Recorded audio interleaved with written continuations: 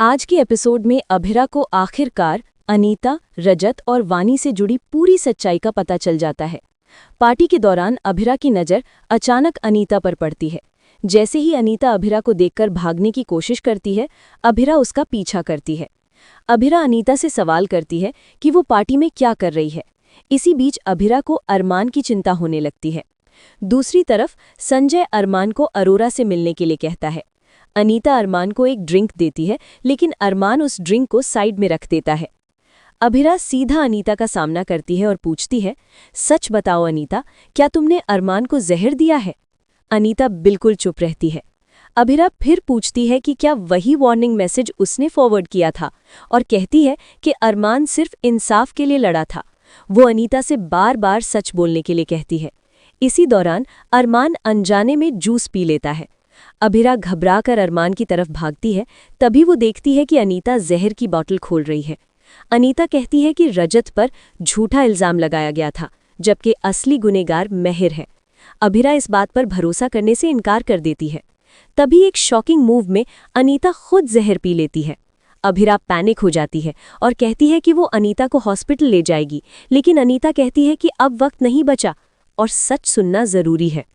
अनीता अभिरा को बताती है कि रजत बिल्कुल बेकसूर था और उसकी मौत की जिम्मेदार मेहर है। फ्लैशबैक में दिखाया जाता है अवार्ड फंक्शन का दिन, जब अभिरा अवार्ड जीतती है और मेहर गुस्से से भर जाती है। रजत अनीता से कॉल पर बात कर रहा होता है। अनीता उसे घर वापस आने को कहती है। तभी मित्तल रजत को धमकी देता है कि अगर मेहर को घर नहीं लाया तो नौकरी से निकाल देगा। मेहर गुस्से में ड्राइव करने का फैसला करती है।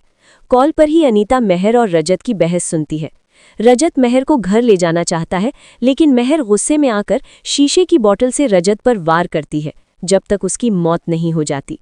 बाद में मित्तल मेहर को संभालता है। मेहर कहती है कि उसे अरमान स्पेशल लगता है, लेकिन वो उसे सिर्फ एक पॉन की तरह यूज करेगी। मित्तल इस प्लान में उसका साथ देता है। दोनों मिलकर मर्डर केस को सेक्सुअल असॉल्ट केस बना देते हैं और श्रीराम गवाहों को रिश्वत देता है। अनीता की हालत बिगड़ती जाती है। अभिरा उसे हॉस्पिटल ले जाना चाहती है, लेकिन अनीता कहती है कि रजत की बेकसूरी सबसे पहले समझना जरूरी है। अभिरा वानी का नाम लेती है और पूछती है कि अनीता कोर्ट में चुप क्यों रही।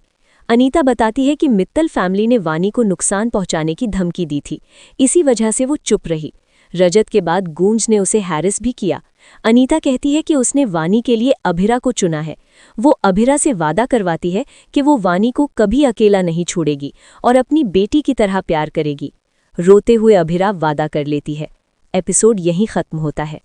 नेक्स्ट एपिसोड की ट्रेलर में दिखाया गया है कि वानी अभिरा से अनीता का लेटर पढ़ने को कहती है। लेटर में अनीता लिखती है कि उसके बाद वानी अभिरा को अपनी माँ मान ले। ये पढ़कर अभिरा बिल्कुल शॉक्ड रह जाती है। टेक एपिसोड काफी ज्यादा ओवर ड्रामेटिक था। अनीता मजबूर थी, लेकिन अचानक अभिरा पर वानी की जिम्मेदारी डालना थोड़ा अनफेयर लगता है। अब अभिरा मेहर, अनीता और अरमान के बीच फंसकर सफर करेगी। ऊपर से मायरा और वानी के बीच प्रॉब्लम्स होने के चांसेस भी काफी ज्यादा है। क्या अभिरा सच में वानी की जिम्मेदारी संभाल पाएगी? मेहर के सच के बाद क्या अरमान और अभिरा का रिश्ता बच पाएगा? क्या मायरा वानी को एक्सेप्ट करेगी या नया कॉन्फ्लिक्ट शुरू होगा? आपके हिसाब से अनीता का फैसला सही था या गलत? कमेंट्स में अपनी राय जरूर शेयर करें। वीडियो पसंद आए तो लाइक, शेयर और सब्सक्राइब करना ना भूलें।